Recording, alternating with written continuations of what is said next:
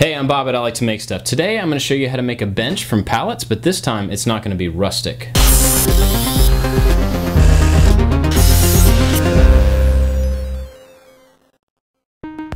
So you might be thinking, why is he doing another bench video? Well, the construction here is going to be totally different from the one I did previously, and just the overall look and feel and the finish is going to be a lot nicer than the rustic one I did before.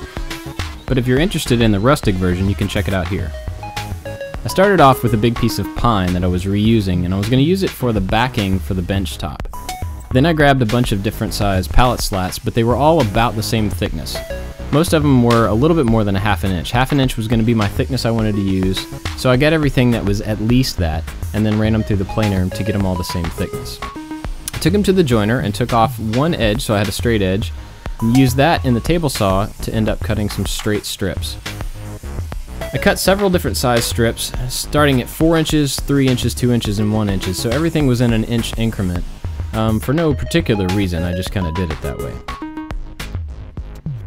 I set up a stop block at 16.5 inches to cut all of these slats down to individual pieces.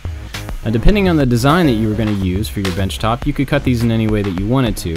You could put miters on the edge if you wanted to make a chevron or a herringbone pattern, but in this case I just wanted blocks.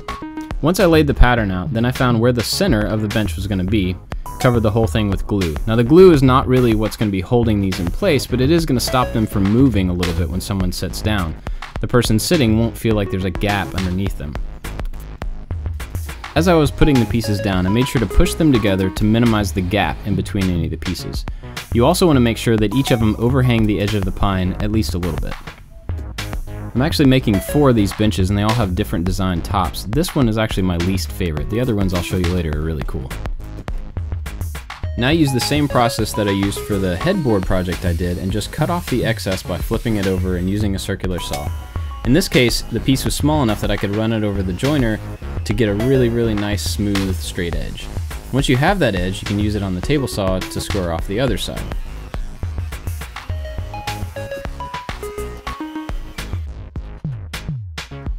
More often than not, the runners on pallets have cutouts in the bottom so that a forklift can lift them up. I found several that didn't have these cutouts, which makes them a lot more usable. Made sure to sink all the nails in one side of the 2x4. You want to make sure that they're sunk really far because in this case I was running them over the joiner to get a nice smooth edge. You're only going to have one top and one side exposed on the bench, so you don't have to worry about sinking the nails on the bottom, and you don't have to worry about joining the back of it. I went ahead and cut pieces for the ends of the bench first and put them on before measuring for the lengths of the sides. You can never be guaranteed that pallet wood is going to be uniform thickness unless you do it yourself, and in this case the 2x4s I were using were a little bit different. So I used my pocket hole jig and made some holes, and I had to use a band clamp to strap on these pieces because the bench is so long. I didn't have any clamps long enough to hold it, but it actually worked really well. It held it in place strong enough for me to put in the pocket hole screws.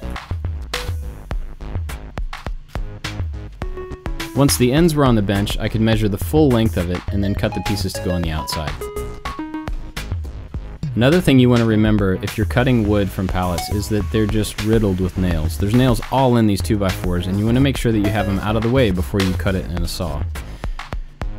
Got out the pocket hole jig again and did several holes on both sides of the bench.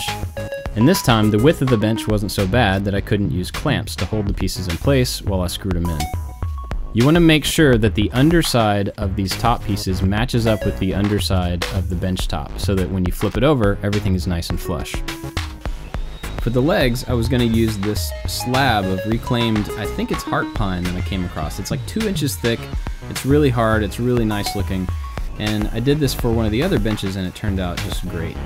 So I ran it through the planer, through the joiner, got everything smoothed down, and then did some sanding on some of the lower areas. I didn't want to perfectly square it off, but I did get rid of some of the dirt and some of the junk that was on top of it. Now obviously a big block of wood like this may not be terribly common, but if you wanted to make something like this you could laminate several pieces of smaller wood together and probably get a really cool look. To attach the legs to the bench, I used some oak slats that I had glued up before and cut them down to length. Now the size of these pieces need to fit inside the end of each bench. You'll see it here in just a second. I measured out 1 inch from each side on 3 sides and then found where exactly the leg would sit. I did that on both of these pieces. I wanted to make sure that everything was square and that the legs would sit square to the bench top. Once I had my area drawn, I drilled holes and then countersunk them from the other side. From here on out, everything is glued and screwed together for extra strength because this is going to take a lot of movement when you're sitting down on the bench. So you glue this piece on top, making sure to line up the lines that you drew with the outside of the leg, and then screw down at least 5, if not more, screws from the top. You did this for both legs, and then you want to put some glue down where the leg is going to go within the bench. Drill some holes and screw it into the bench top, all the way around. You want to make sure you do it from every side. Now you might be worried that there would get some lateral movement on this and they would get loose, but I've tried this on a bench before and it turned out to be really, really strong. A lot of it has to do with just the surface area of such a large leg. I used some wood glue and some sawdust to fill in some of the gaps that were left by the oddly shaped pallet wood, and then sanded it off smooth.